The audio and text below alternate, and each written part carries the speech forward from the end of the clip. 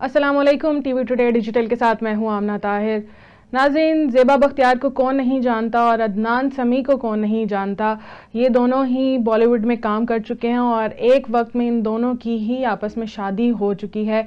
ये एक दूसरे के साथ अज़दवाजी ज़िंदगी भी गुजार चुके हैं, लेकिन ज़ेबा बख्तियार ने अदनान समी से तलाक के बाद दोबारा शादी क्यों नहीं की, इसकी वजह आज हम आपको अपने इस वीलॉग में बताने लगे हैं। ज़ेबा बख्तियार जिन्होंने पाकिस्तान में ही अपना करियर शुरू किया और उसके बाद वो बॉलीवुड में चली गई और वहाँ पर भी उन्होंने काफ़ी फिल्मों में काम किया।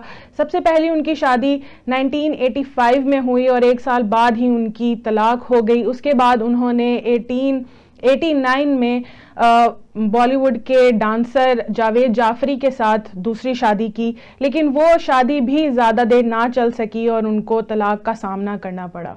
उसके बाद वो बॉलीवुड को छोड़कर यानी कि भारत को छोड़कर पाकिस्तान आ गई और यहाँ पर उन्होंने 1993 में फिर अदनान समी के साथ शादी की। अदनान समी के साथ उन्होंने 3 साल अपनी शादी को गुजारा, जिसमें से उनका एक बेटा अजान भी उनके साथ रहता है।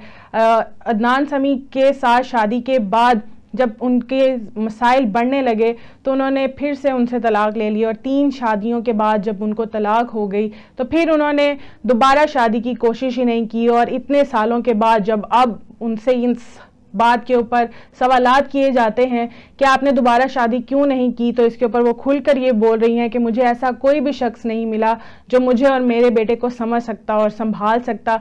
इस वजह से मैंने अदनान समी के बाद किसी भी मज़ीद अज़दवाजी ज़िंदगी या ताल्लुकात में बनने की कोशिश ही नहीं की, क्योंकि कोई भी शख्स मेरे साथ ज़िंदगी गुजारने वाला मेरे सामने नहीं आया जो मुझे समझता या मेरे बेटे को समझता और किस तरह हमारे मसाइल ख़त्म होते उनको समझता। इसलिए मैंने उसके बाद दोबारा शादी नहीं की।